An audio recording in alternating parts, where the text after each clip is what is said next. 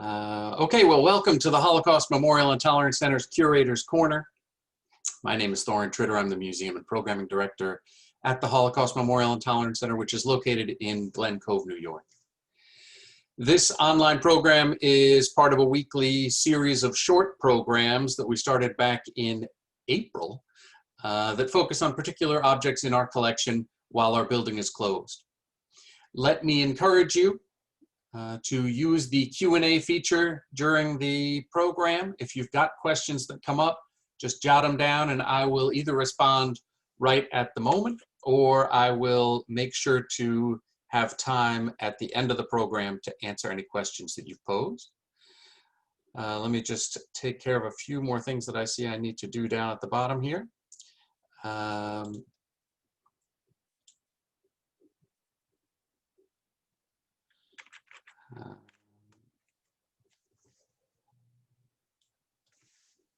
Okay, I just want to let all of you know that all of you are muted and there's no way to change that. But if you have some comment and you're unable to type it in, then perhaps you could send it to me later in an email. I'll send you my email address so that any of you have questions, you can email them to me as well. Okay.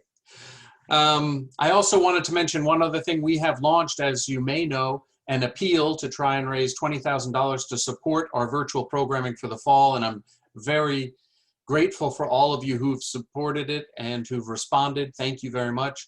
But we are looking for more people to make $100 contributions that will add up to the $20,000 we need. So please go to our website and hit the Give Now button.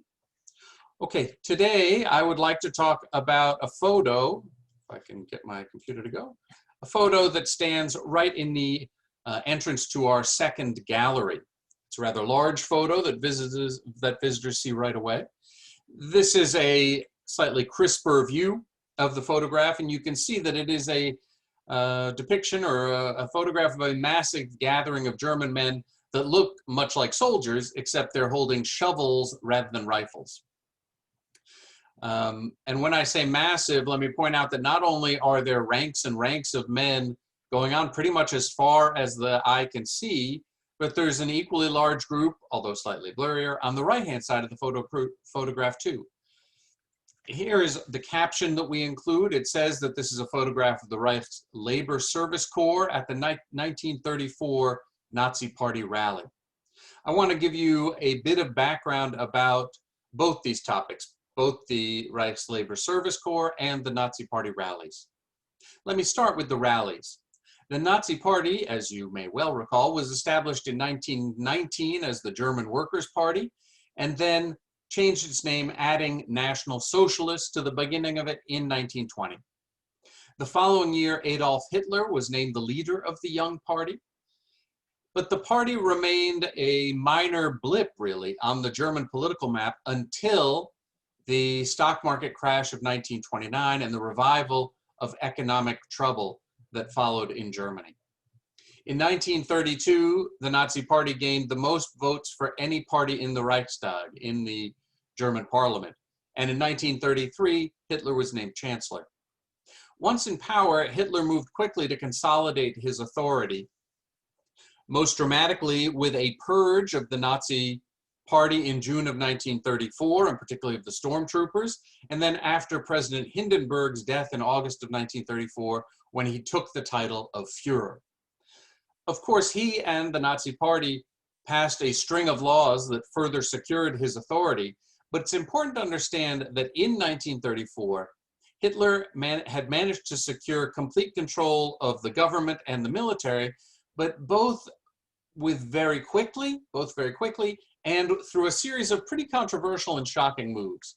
So Hitler needed to convince the German people that his rise to power constituted a good thing for Germany and that he had wide support. The Nazi Party rally of 1934 was part of his effort to show Germany those things, to show Germany that Hitler was going to help Germany turn around and that he had wide support. By 1934, I should add that the Nazis had been holding annual party rallies for more than a decade. The first had been held in 1923 in Munich, The following year, it was held in Weimar. And then beginning in 1927, the Nazis moved their rallies to Nuremberg. Nuremberg was seen as a particularly appropriate city to host the Nazi Party rallies, partially because the Nazis had very strong support in Bavaria, the state that includes Nuremberg. Nuremberg was also relatively central to much of Germany, a little bit south, but certainly towards the middle. And finally, Nuremberg had the history. It had been the location of the imperial court of the Holy Roman Emperor, Charlemagne, which the Nazis referred to as the First Reich, so they saw themselves as the Third Reich, continuing on Charlemagne's empire, and so they wanted to draw a connection to the history, and so turned to Nuremberg. The rallies were annual multi-day affairs that in some years lasted up to 8 days. They served to publicly project the image of the Nazi Party to the German public and to the wider world. They were full of parades and speeches and uniforms and military displays, as this picture gives you perhaps some sense of. But first and foremost, the Nazi Party rallies were meant to appeal to the emotions of participants and the spectators, revving up their support for the Nazi Party. The Nazi Party regularly, the Nazi Party wanted to get as many people as possible to attend these events to highlight the public support for the party and for Hitler. So every wing of the Nazi Party was given a stage time and urged to participate, including the stormtroopers, the SS, the Hitler Youth, shown here, the League of German Girls, another Nazi wing, the military, and the Labor Service Corps. But these participants didn't just come to be present in a parade or at the party settings in the middle of the Nuremberg rally grounds, but they came for a true atmosphere of festivities with music and games and activities to enjoy that the party put on. And there was the sense that coming to the Nazi Party rally was helping to create German unity as a way of showing pride in the country as it recovered from the economic depression.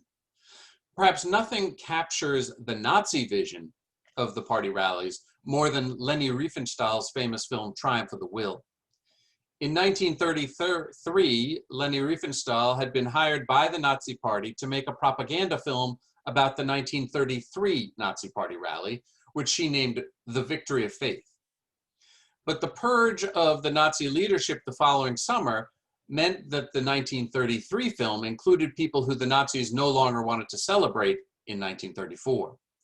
So Hitler, who had been impressed with Riefenstahl's work, commissioned her to film the 1934 Nazi Party rally and put almost unlimited resources at her disposal.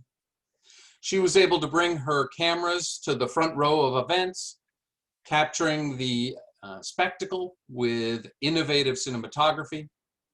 And the final film was released in 1935, and it represents largely a massive propaganda piece, almost 2 hours long, about the Nazi Party and the Nazi Party rallies. But she did manage to capture the massive crowds of participants who set up a sea of tents, like in this image, for the 5-day event in 1934. She also had shots showing many of the youthful campers enjoying the camaraderie that lay behind the massive spectacles. And she captured a series of shots of the Labor Service Corps that's depicted in our photograph. I want to give you a sense of the scale of these events. The Nazi Party rally grounds stand on the outskirts of Nuremberg, where a park had been created in 1906 and where a Hall of Honor had been built in the early 1920s to honor World War I dead. But after Hitler rose to chancellor in 1933, he officially named Nuremberg the city of Nazi Party rallies and began construction of monumental buildings on a 4.25 square mile tract of land on the southern edge of the city. This is a map of what he envisioned. The Mars field, named because of the god of war, Mars, was never actually completed, but was planned as a field measuring some 750 yards by 1,000 yards. So 10 football fields long and over 7 football fields wide. The Zeppelin Field, named because a prototype Zeppelin landed there in 1909, could hold 100,000 performers on the field and had a grandstand that could accommodate a further 60,000 spectators. This gives you a sense of the Zeppelin Field when it opened in 1937. The largest building planned was an outdoor stadium. It was meant to provide seating for 400,000 people, although it was never completed. Construction was started but never finished on another building, the Congress Hall, that would have included indoor seating for 50,000. You see the ruins here. It was meant to rise almost double the height that it eventually did get to and would have had a roof over the top of it. Our photograph was taken in the Luitpold Arena, which was the oldest part of the park and named for the Regent Prince of Bavaria in the early 1900s. Here you see an overhead look at the grounds, which could fit 150,000 people on the field. This is one of the more iconic photographs from Nuremberg and shows the altar-like installation along one side of the Luitpold Arena, which was dominated by 3 massive banners in the middle and 2 bronze eagles on the ends. This photograph and ours are both from the 1934 Nazi Party rally, which I mentioned before was a particularly important moment for Hitler. It came just a few months after the Night of the Long Knives, when Hitler had ordered the execution of more than 80 SA leaders and political opponents, so he needed to project an image not only of political unity, but of national unity. He wanted to show that the nation stood behind him. He also sought to use the rally to re-emphasize the messages that had secured him his position of power, rallying the public behind his calls for national pride in Germany, rearming despite the Versailles Treaty, and putting Germans back to work through massive public works projects. And the Reich's Labor Service Corps was an organization that fit with all those 3 goals, even if its roots had predated the rise of the Nazi Party. The origins of the Reich's Labor Service go back to June of 1931, during the Weimar Republic, when Chancellor Brüning established the Voluntary Labor Service, the FAD, as a state-sponsored employment organization to provide labor for civic and land improvement projects. The idea, of course, was not unique to Germany. Our own President Franklin Roosevelt established a similar organization, the Civilian Conservation Corps, the CCC, in 1933 as part of his New Deal to provide jobs for the unemployed and provide assistance on construction projects. Like the CCC, Chancellor Brüning's voluntary labor service sought to provide work for the men who were unable to find jobs during the economic depression.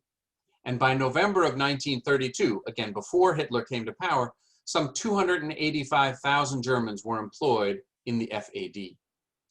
In addition to the FAD, the Nazi Party had its own labor program, which was called the National Socialist Labor Service, or abbreviated NSAD, which worked on a smaller scale to provide work for the unemployed. This was, again, before Hitler came to power. But once Hitler did become chancellor, he sought to expand the existing state program and merge it with the Nazi Party program. In July of 1934, he changed the name of the NSAD, the Nazi Party Labor Service, to the Reich's Labor Service, the RAD. When the following year came along, he reestablished or he relaunched the RAD as an amalgamation of all the previous labor organizations. And the RAD continued to operate until the end of World War II. A close look at our photograph shows the symbols of the RAD and gives a hint to the organizational structure. Although the photograph's a bit blurry, I think you can make out that the people's hats include the logo for the RAD, a shovel emblazoned with the swastika emerging from a pair of wheat stalks. The other insignia that you can see is on the men's upper arms. These patches are shaped like the tops of shovels, and show a number. The RAD was composed of 33 work districts that mirrored the subdivisions of the Nazi Party across Germany.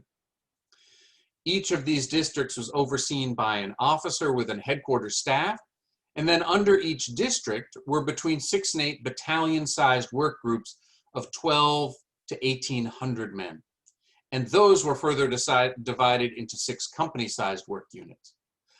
The large number on the patch on the arm refers to what battalion the men were part of, and then the smaller number below it reflected the company. So much like in the military, there was a formal hierarchical chain of command that could be readily adapted to military needs. In 1934, the Reich's labor service had maybe 3 main goals. First, it was a way to put men back to work. It was also seen by the Nazis as a way to educate and promulgate the Nazi ideology. And it was a way around restrictions imposed by the Versailles Treaty on military training. At the same time as our photograph was taken in September of 1934, the planning and operation for the RAD was still being developed. But with the relaunch the following June, the Nazi approach was clarified. Starting on June 26, 1935, all German men between the ages of 18 and 25, except Jewish men, were required to do 6 months of community work in the Reich's labor service. So mandatory service for 6 months. The men were housed in camps spread around the country, and each was supplied with a shovel and a uniform. They were tasked with agricultural work, like helping with the harvest or draining swamps or cultivating new farmland.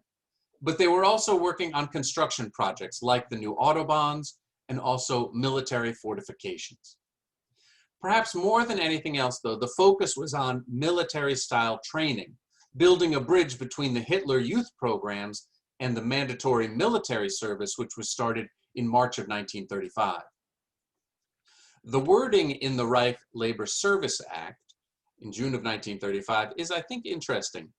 It lays out a description of 4 sentences to describe the program. It says that the Reich Labor Service is honorary service to the German people, so it's meant to be a public good. Second, it states that all young Germans of both sexes are obliged to serve their people in the Reich Labor Service. So it's mandatory service, although later in the law it clarified that at least in 1935, it would only call up men aged 18 to 25, non-Jewish men, and that women were not being called up right then. The third descriptive sentence says the Reich Labor Service is supposed to educate the German youth in the spirit of National Socialism to the national community and to the true work conception, above all, to the due respect for manual labor. This gets at the importance of teaching Nazi ideology and the celebration the Nazis held for manual labor over machine work.